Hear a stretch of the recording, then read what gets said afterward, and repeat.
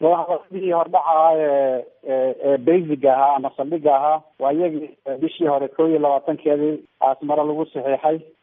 Wadahadalada faahfaahsan oo qodobo kala duwan ku saabsan waxaa la bilaabi doonaa bishan soo socota la bilaabi doonaa marka ay madaxda jabhadda iyo ciidamada dibadda ku maqan ay yimaadaan. waan gartay yaa guddiyo wadahadal la dhisi doonaa. waan gartay saad aduba tilmaantay asmaraad heshiis ku gasheen dabcan markii heshiiska aad gasheenna muddaa ka soo wareegtay ilaa hadda wadahadallada qodobadii aad ku heshiiseen maxaa ka dhaqan galee la taaban karaa ee adu aad tilmaami kartaa? way fiican yihiin ilaa iyo hadda heshiiskii si fiican u socdaan aragnaa. xagga ismaamulka Somali State iyo xagga federaalka waa ma xumo. waxoogaa bureaucracy oo cultureka Ethiopia oo iska yar gaabinaya waa jira, laakiin niyad ahaan iyo siyaasad ahaan xukuumadda deegaanka iyo xukuumadda dhexe Ethiopia weli inay heshiiskii xurmaynayaan oo socda saasaanu qabnaa.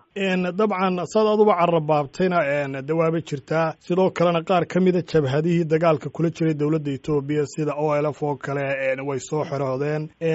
adiguna saad carrabaabtay jabhadii way soo xaroonaysaa. goorma ayay soo xaroonayaan jabhadda OLF? ciidamada xoreynta ogaadeenaya waxa dibadda hadda ku maqan ee dalalka deriska jooga waxaan isleenahay 21 maalinka arbacada ah bay jigjiga soo gaarayaan madaxoodu. si fiican insha allahu halkaa loogu soo dhaweynayaa. madaxda jabhadda dibadda ku maqan guddoomiyaha iyo xogeyaha guud iyo guddiga fulinta iyo xubnaha golaha dhexe iyo kaadirka dalka imanin waxay iman doonaan haddii aliyaada bisha 29 iyo 30 20 kuwa inay Addis Ababa kasoo degaan iyo 30 oo ay qorshaysan tahay inay gaaraan. sidaa weeye shacabka Soomaaliyeedna waa u diyaarsan yahay inuu soo dhaweeyo shacabka Jigjiga iyo muxuu ahaay xukuumadda deegaanka iyo waxgaradka Soomaaliyeed iyo xubnaha jabhadda arrintaa way soo diyaarinayaan. marka talagalku waa dadka bisha inay Jigjiga gaaraan 29 ay soo gaaraan magaalada Addis Ababa. marka dhammaantood waxay imanayaan magaalada Jigjiga ee xarunta ismaamulka Soomaalida.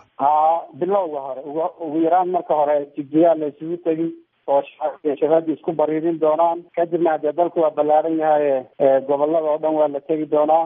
Dirdhaba iyo Goday iyo magaalooyinka waaweyn oo dhan iyo 11 gobol waa lasoo booqan doonaa. xafiisyada jabhadana waa laga furi.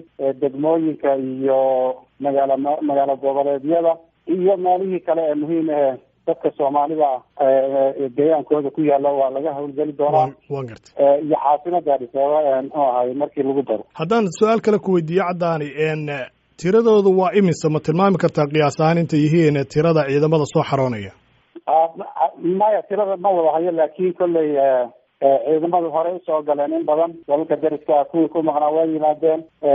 haddase waxaan isleeyahay tiro dhowr boqol a iman doonta toddobaadkan gudihiisa oo arbacada ugu horeyso. kadib waxaa ku xigi doona madaxdii guddoonkii iyo golihii dhexe iyo kaadirkii inta badan ku sugnaa Asmara ama dibadaha kale ku sugnaa. marka way bilaabanaysaa arbacada bilaabanaysaa markay soo wada xaroonaan baan tirada sugi karnaa. waan gartay waxaad carrabaabtay in ay ciidamo ka soo horreeyeen qaar hore soo xaroodeen ama ay yimaadeen. iyaga kuwaasi goorma yimaadeen si xaggee ka yimaadeen? markii aan xagga joojinta ku dhawaaqnayba muddada way socdeen. midda kale jamaal gamaysaan ahayna dalkana waan geli jirray waan ka bixi jirray. marka midday socdeen intii hawlaha nabadda socdeenba xubno badan iyo kaadir badan iyo ciidanba way soo xaroodeen. marka ay soo xaroodaan ay dhammaan wada yimaadaan ee ay gudaha soo wada galaan maxaa laga yeelayaa? ma ciidankaa lagu darayaa? ma qaab kalea loo jihaynayaa? iyada taa ma ka wada hadasheen?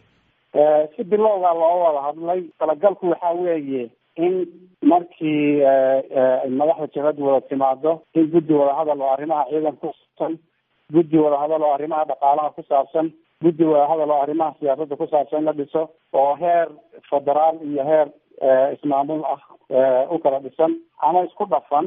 marka guddiyada farsamada iyo arrimaha faaqidi doona. markaynu taa ka nimaadno iyadana muddooyinkii dambe waxaa soo baxayay dagaallo u dhexeeya Soomaalida iyo qoomiyadda Oromada oo meelo kala duwan ay iskaga hor imanayaan. maadaama idinku Soomaalida u dagaalamayseen wadahadal la dowladda Ethiopia aad la gasheen, iyada seed u aragtaan? see ma kala hadasheen dowladda Ethiopia? waan ka wada hadalay. horta ugu horreyn jabhadda xoreynta oromia ee aan saaxiibada ahayn guddoomiyahoodii maalin saddexaad baan kala kulmay hawshaas, maalin afraad aan idhaahdo. waxay ku dhaqaaqeen inay arrintaa qaboojinteeda ay tallaabooyin degdega ka qaadaan, inay wufuud jabhadooda ka socotiyo duqey oromaha ay u diraan goobaha isku horimaadku ka dhacay. dhanka kale dowladda ismaamulka soomaalida iyo dowladda ismaamulka oromiyana kulamay ka yeesheen, guddiyo wada jir ay dhiseen. dowladda federaalkana wasiiraan kala hadlay arrintaas oo ballanqaad weyn muxuu ahay muujiyey inay hadda weliba haddaan Soomaali nahay dhanka oromada farta ku fiiqaynaa maadaama dhex madax ka yihiin dowladooda ismaamulka gobolkii ay sanka ka degan tahay meesha dowladda Soomaalida hadda dib loo dhisayo. marka inay naga fursad fiican yihiin annaga ku tuunsan baahnay wixii eeday hadda timaadina xaggooda marayso. marka maxay yidhaaheen iyaguna markaad taa kala hadasheen inay wax tallaabaa qaadayaan ma idiin sheegeen, wax falcelin ay samaynayaan, se ilaa hadda ma muuqdaan waxay qaadayaan? dowladda federaalka aad bay arrintaa u muujisay inay tallaabooyin degdega ka qaadayso. jabhadda xoreynta oromiyana ballanqaad weyn bay noo qaaday. annagana dhankanaga waxay naga codsatay in odayaal Soomaali ah iyo xubno jabhadeedba loo diro aagagaas isku horimaad ka dhacay. dhanka kale dowladda ismaamulka oromiya iyo dowladda ismaamulka Soomaalida si fiican bay u wada hadleen. guddiyo wada jir hoosku wada shaqeeya yaa jiray waayahan dambe, kuwii in la hawlgeliyo oo labada dhinacba ay ka hawlgalaan oo si degdega loo qaboojiyo.